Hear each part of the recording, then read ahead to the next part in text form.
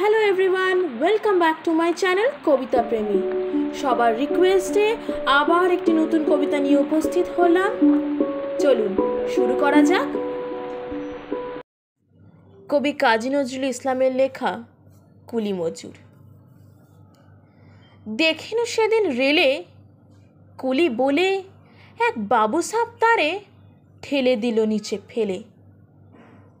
চোখ ফেটে এলো জল। এমনি করে কি জগৎ জুড়িয়া মার খাবে দুর্বল? যে দধিচিদের হাড় দিয়ে ওই বাষ্প সকট চলে, বাবু সাব এসে তরিল তাহাতে, কুলিরা পড়িল তলে।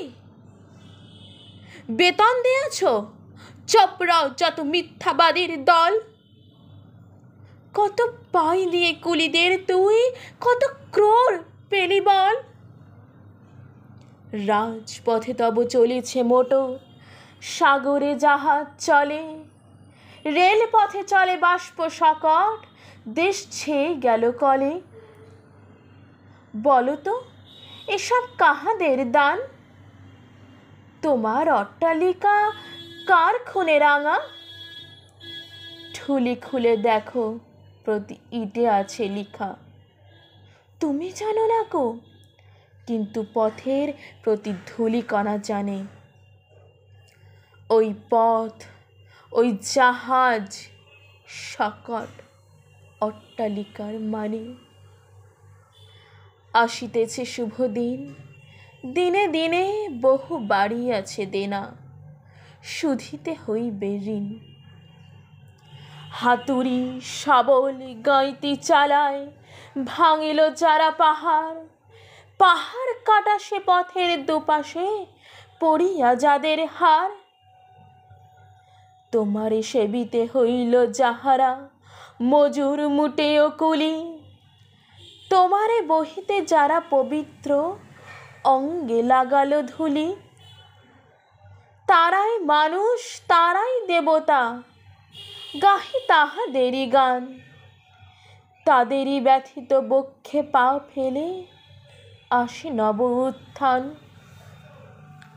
তুমি শুয়ে রবে তেতলার পরে, আমরা রহিব নিচে, অথচ তোমারই দেবতা বলিব, সে ভরসা আজ মিছে। সিক্ত যাদের সারা দেহ মন মাটির মমতা রসে, এই ধরনের তরণের হাল রবে তাহাদেরই বসে। তারি পদরজ অঞ্জলি করি মাথায় লইব তুলি, সকলের সাথে পথে চলি, যার পায়ে লাগিয়াছে ধুলি।